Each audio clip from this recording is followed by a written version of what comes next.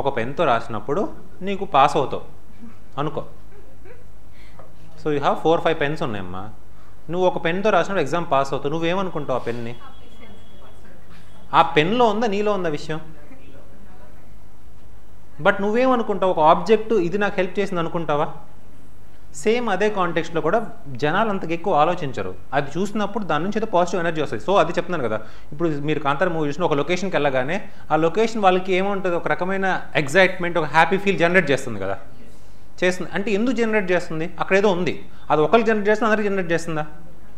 అందరికీ చేస్తుంది. So that is called what? Collective consciousness. So called based on what? What are the social facts.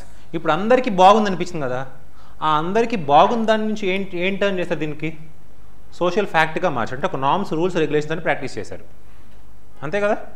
So called your id, ego, super ego ఎవరు చెప్పారు?